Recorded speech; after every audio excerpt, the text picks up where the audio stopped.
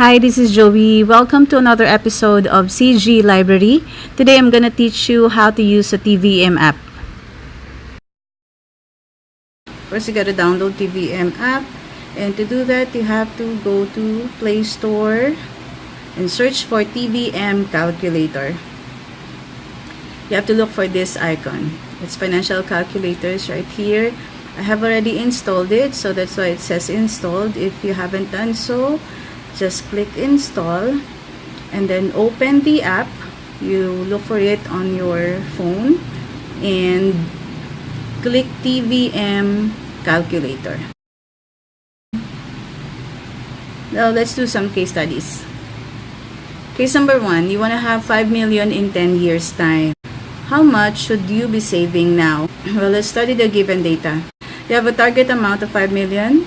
And the period to save or years to save would be 10 years time. You can put the interest rate at 8%. So we're looking for payment, how much you should be saving today. So click the drop down menu and set it to annually. Then you have to input the number of years to save, and that would be 10 years. Input the rate at 8%. Input the target amount or the future value at 5 million. And click on payment.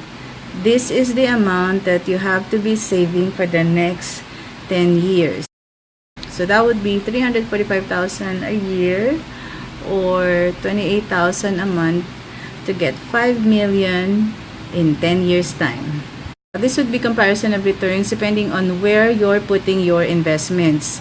If you're only saving in the bank that's giving you 0.25% interest rate, then you have to shell out 494,000 a year or 41,200 a month to get to your 5 million in 10 years. Now, if you're putting it in time deposit, which is giving you 2% a year, you'll be shelling out about 456,000 a year or 38,000 a month for the next 10 years. So of course, it's always best to invest in the stock market because it will give you about 8 to 12% per annum. But of course, it really depends on the market performance.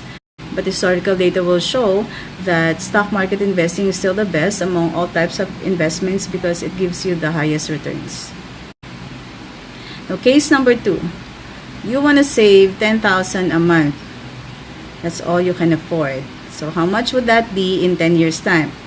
So let's study the given data. You have 10 years as your saving period. Interest rate, you can put it at 8%, and then you can afford 10,000 a month.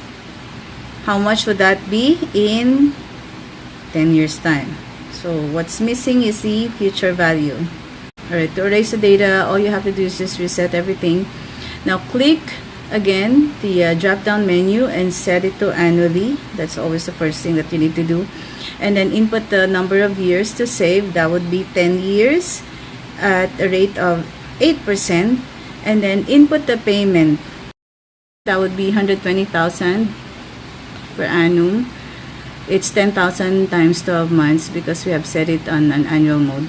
Remember that in putting in the payment, you always have to put a negative sign before the amount because it's an expense. So all payment should be in negative because it's an expense. Then click on FV or future value. Your 10,000 a month would be 1.7 million in 10 years time. Next, you'll get married in 3 years. You need 500,000 for the wedding. And so how much should you be saving now? The given data are future value, the number of years to save. You can put the interest rate of 8%. And what's missing is the payment. How much should we be saving today? So again, reset it. Click annually.